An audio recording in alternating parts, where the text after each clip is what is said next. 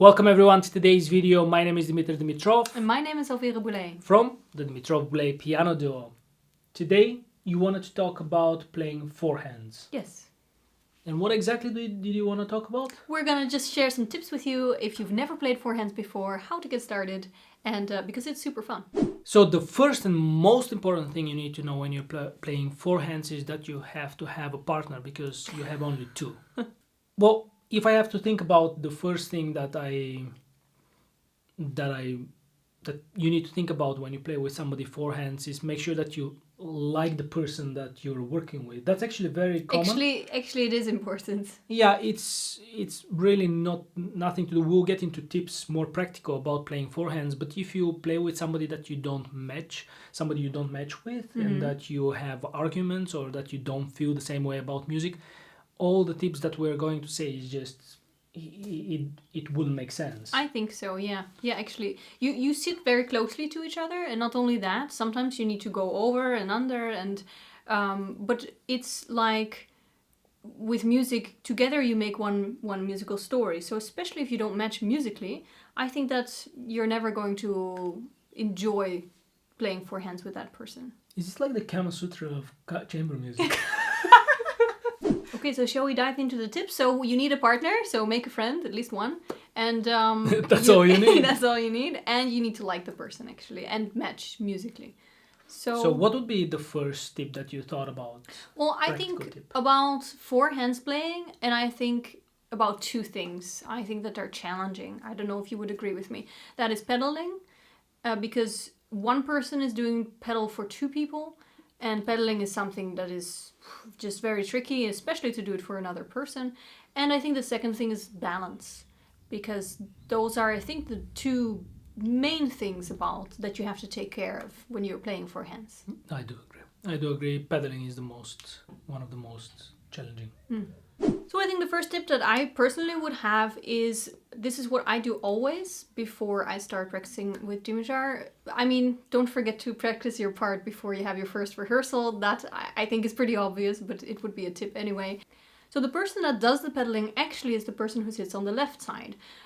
Because pedal is often done from a point of harmonies, and the person on the left side actually is the person that plays most of the harmonies. So when you're on the left side, you have to take care of the pedal. And what I do whenever I'm playing on the left side is, before we rehearse, I actually go through Dimitar's part all by myself. I can go and drink a cup of coffee because I was just going to say that. You were going to say that? Yeah, of course. Oh, nice. Yeah, well, it's a nice listening video for me. So what I do is I go through Dimitar's part. Even if I play the left side, I go through the right side, and I actually just do the pedaling myself there, to check to see where would I do pedaling if I was playing his part. I notate that on my own side, on my own part with pencil.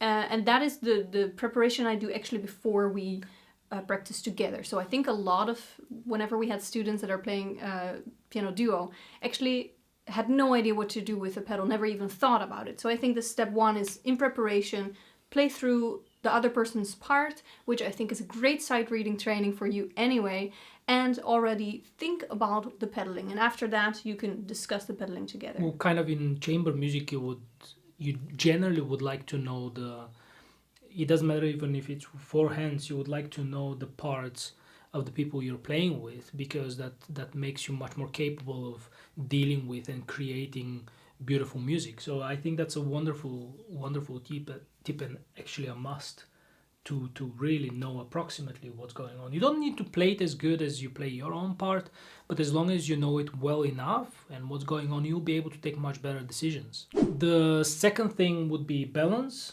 and that's an important thing generally when you're playing two hands. Balance is extremely important because we have so many voices in piano playing, but you can imagine if you add a pair of hands, you get really so much going on and you have so many voices.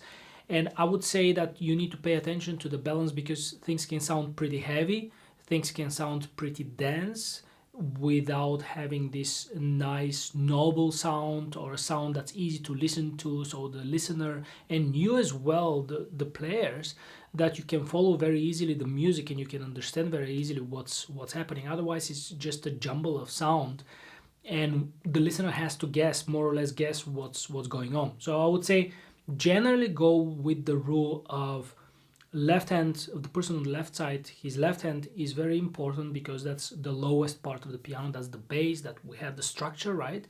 We have the person on the right with his right hand, which very often will be the highest notes. The highest and the lowest notes need to be very clear, and then you need to always, the person playing on the right side needs to be careful with his left hand, and the person playing on the left side needs to be careful with his right hand.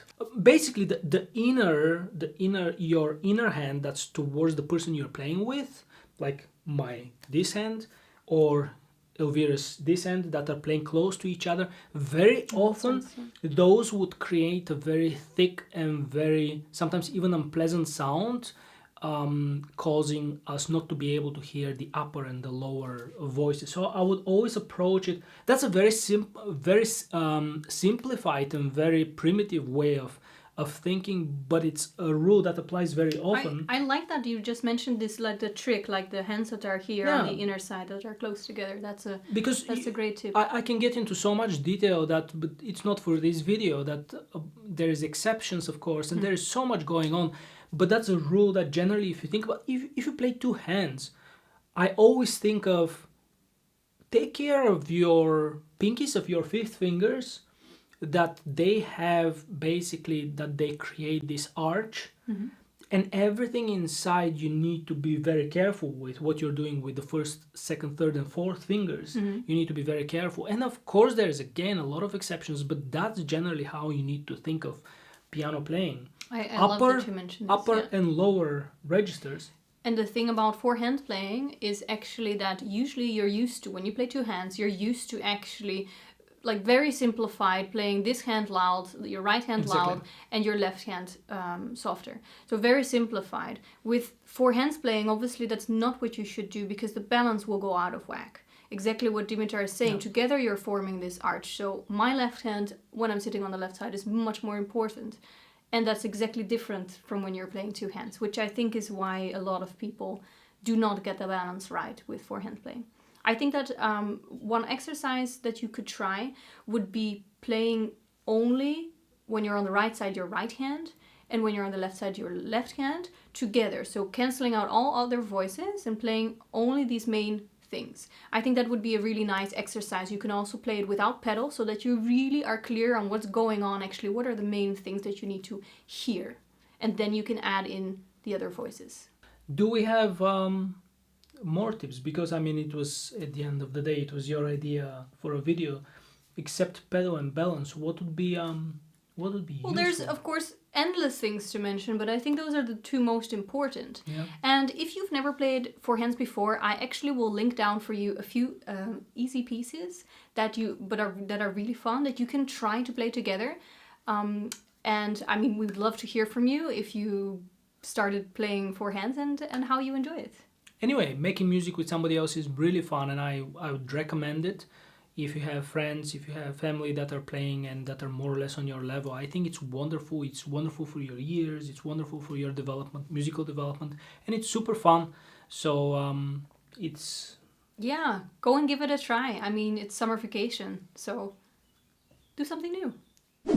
Anyway, if you're playing with somebody, it doesn't matter even if it's four hands and you need an advice about something, or you have questions about chamber music, you can feel free, of course, to let us know in the comments below. We would be happy to answer you.